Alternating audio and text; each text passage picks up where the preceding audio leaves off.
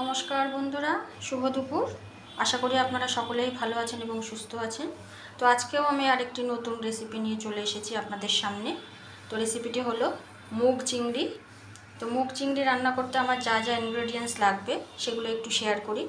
তো এখানে আমি মুগ ডাল শুকনো খোলায় ভেজে হাফ সেদ্ধ করে নিয়েছি, ওই মোটামুটি 80%।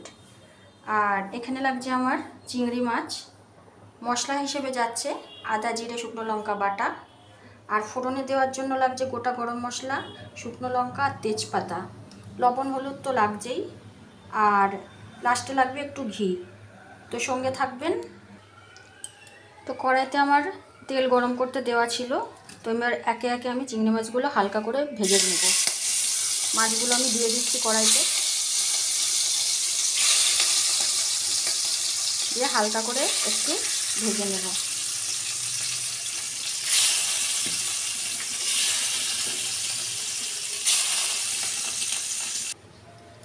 তো মাছগুলোকে আমি এই যে হালকা করে ভেজে তুলে নিয়েছি।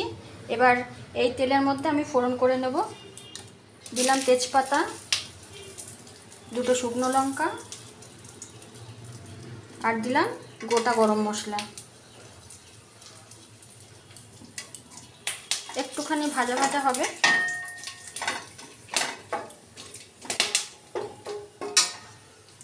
এবারে আমি মশলাটা ঢেলে দেব,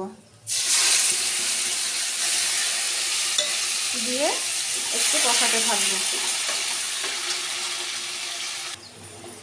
তো এবার মশলাটির মধ্যে আমি পরিমাণ মতন হলুদ আর পরিমাণ মতন লবণ আমি দিয়ে দেব, দিয়ে আরেকটু কষবো।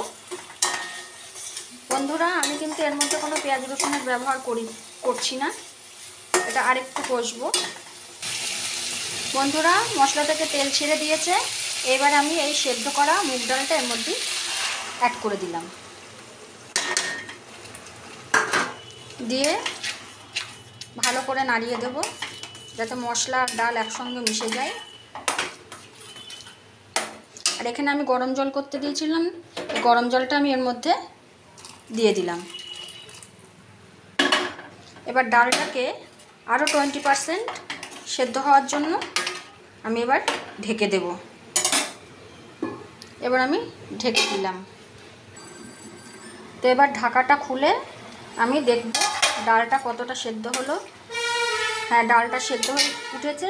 এবার আমি চিংড়ি মাছগুলো এর মধ্যে অ্যাড করে দিলাম, আর এই দুটো কাঁচা লঙ্কা আমি এর মধ্যে দিয়ে দিলাম, দিয়ে